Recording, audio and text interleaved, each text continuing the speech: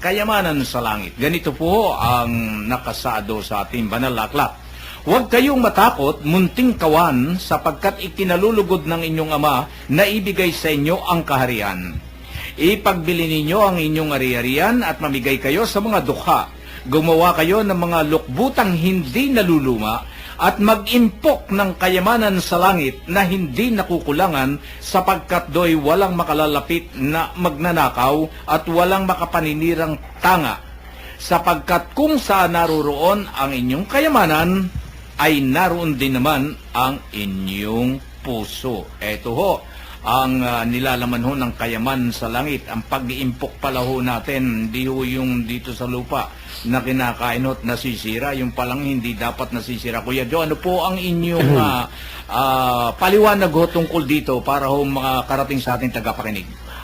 Mga kapatnubay, paano po natin makakamit ang kaharian ng Diyos? Ayon po sa salita ng Diyos, kung mayroon po tayong ari-arian, ipagbili at mamigay sa mga dukha upang makamit po natin ng kaharian ng Diyos at upang magkaroon po tayo ng kayamanan sa langit. Ang kayamanan po sa lupa ay makamundong kayamanan na pwede nating ikapapahamak. Ayun. Totoo yan, yung kayamanan natin dito, kung talagang nakapokus ang atensyon natin sa kayamanan ng mundong ito, ikapapahamak naman kung doon na lang naroroon ang ating sarili, ang ating pananaw, ibubuhos natin ang ating kalooban doon sa kayamanan ng mundong ito, pero nakakalimutan natin yung talagang kayamanan na ipagkaloob sa atin ng Diyos. Baka nga mapahamak tayo dyan. Dahil yung iba, mayaman na, gusto pa magpapakayaman. Yun ho ang sinasabi ni Kuya John, baka naman mapahamak yung ating kaluluwa. Kaya, Kuya Ben, ano bang sa inyo rito? Alam po ninyo, may iba't ibang kayamanan dito sa mundo na gustong iparating sa atin. Una, mayroong kayamanan na tinatawag po natin na pera talaga. Yun. Pangalawa, kapangyarihan. Ano yan Kayamanan yan Pangatlo, karangalan. Sobrang mapagmahal sa karangalan. Kasi po, kung titingnan lang natin sa isang side yung kayamanan, marami. Talaga, hindi po pwedeng ganun lang. Kailangan makita natin ito sa iba't ibang aspeto ng buhay. Tayo kasi, mayroon dyan mapagmahal masyado sa pera Kaya ang buhay niya, naroon na lang sa pera. Pera bukas, pera-pera. At kung maaari, gawin niya ang lahat ng bagay para lamang magkapera. Kaya dito sa bandang huli, makikita po natin dito, sabi nga ng ating Panginoon, sapagkat kung saan naroon ang inyong kayamanan, ay naroon din naman ang inyong puso. So, ibig sabihin, kung puro ka pera, yung damdamin mo, yung isipan mo, yung kalakasan mo, doon na lamang napupunta. Hindi ka na nakapagbibigay ng anumang bagay sa iyong sarili na mapunta doon sa Diyos. Na maalaala mo ang Diyos. Kaya kung magkaminsan yung iba dahil sa sobra na ang pera, baliwala na ang Diyos, puro sarap na ng buhay na lang ang naalaala niya Inom dito, inom doon, kaya pag natepok, wala na siyang pag-asa.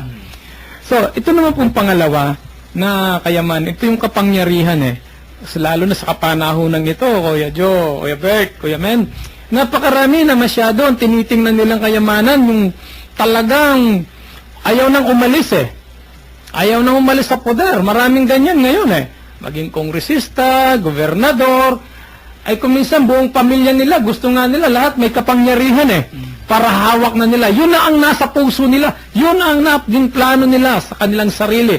Ano ang nangyayari?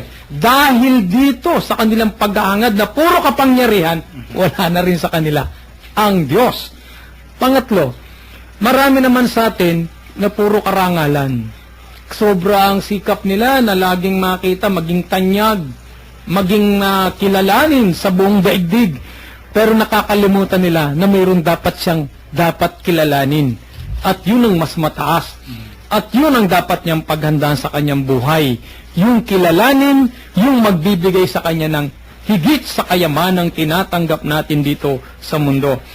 Ngayon, pag binalikan po natin, na kung nasaan ang inyong kayamanan, naroon din naman ang inyong puso. Yan nga po ang sinasabi natin, nagiging kayamanan nila na yung bagay na yun, yung karangalan, kaya yung puso nila nandun na rin. nagiging karangala, yung kanilang kayamanan ay yung kapangyarihan, kaya yung kanilang puso naroon na rin. Nawawala sa kanila ang damdamin para sa Diyos. Kapag ito ang nawala, nakakalimutan magbigay sa kapwa, nakakalimutan makitang may mahirap kang katabi na hindi kumakain, at nakakalimutan mo ang mga bagay-bagay na bili ng Diyos sapagkat ang puso mo nasa iyong pansariling kapakanan.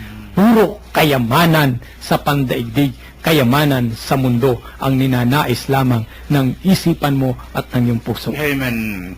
Kuya Bert, dito ho sa kayamanan sa langit, nakikita ho natin sa kalakaran ng mundo ngayon.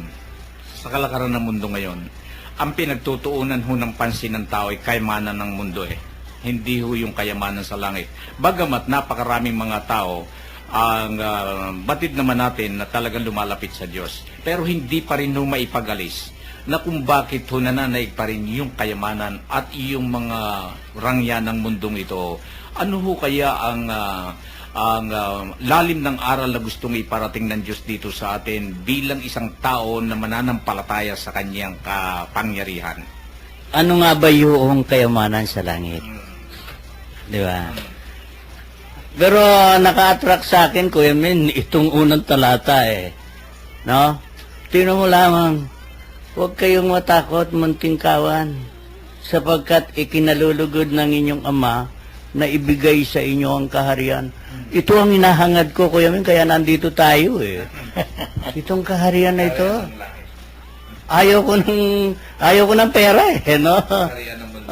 Itong kaharian ng langit ang gusto ko. Na ito yung binibigay ng Diyos. Pangako niya ito kaya nandito ako, kaya nandyan ako sa loob ng simbahan. Kaya hindi ko iniintindi yung mga chismis sa simbahan. Kaya ako nagsasakripisyo sa mga chismis sa simbahan. Dahil gusto ko makamit ito. Gusto ko makaipon ng kayamanan sa langit. Gusto ko magsakripisyo. Ang pagsasakripisyo ng isang tao ay tanda ng nag-iipon siya ng kayamanan sa langit. Halimbawa, Kuya Min, maraming pagkakataon ang ibinibigay ang Diyos para sa atin upang makapag-ipon tayo ng kayamanan sa langit. Kung minsan may dumarating sa atin na nagpapatulong, kakilala na natin. Kung minsan tinatanggihan pa natin yun upang yun ay pagkakataon na natin upang maipon yun mailagay na natin doon sa lukbutang pinagagawa ng Panginoon. Na doon ay hindi pwedeng nakawin na yun Walang pwedeng numakaw doon. Pero kung minsan, karamihan, tinatanggihan pa yon, gumagawa ng dahilan upang hindi maisagawa yon. Hindi maitulungan yung kapwa niya. No? Sa mga maliliit na bagay, doon kung minsan dumarating ang pagkakataon na iniaalok ng Diyos at ibinibigay niya ang kanyang kaharian. Pero tinatanggihan natin. Tayo ang tumatanggi. Pilit na ibinibigay, pilit na iniumang sa ating daanan, sa ating mga paningin, yung dapat tayong makapag-ipon ng kayamanan sa langit. Hindi natin ito naisasagawa. Kundi ang lagi nating nasa sa isip, yung sarili natin. Kung ito'y para sa kasikatan natin, abay, nagdudumali tayo dun Pero kung ito'y pagsasakripisyo, malabo tayo dun So, maliwanag, Kuya Min, sino bang makakatupad nito? Ibebenta mo yung kayamanan mo? Pamimigay mo sa mga duka? Abay, walang makakagawa nito Kung ito'y personalin mo at katulad nga nung sinasabi ng iba ay letra por letra, walang makakagawa nito. Pero ano bang ibig sabihin ng Panginoon dito? Kung may dumating na pagkakataon na dapat mong tulungan, hindi naman uubusin ng taong inyong pera mo Doon sa hinihingi niyang tulong sa iyo. Bahagi lamang yon upang makapag-ipon ka ng kayamanan sa langit na hindi pwedeng nakawin ng ninuman, na hindi pwedeng mabulok. na hindi pwedeng masira. Yun ang pagkakataon. Sana mga ginigili naming tagapakinig, kapag may dumating pong mga ganong pagkakataon, huwag po nating palagpasin.